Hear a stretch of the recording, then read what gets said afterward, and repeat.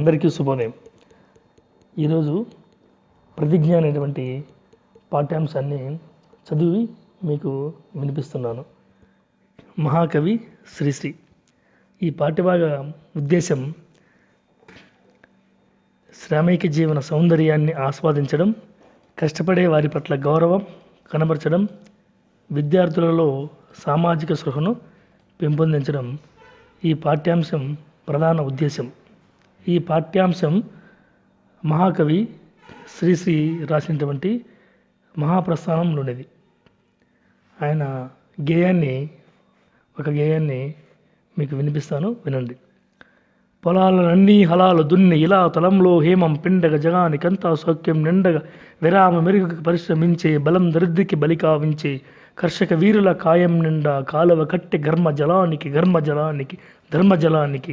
ఘర్మజలానికి ఖరీదు లేదు.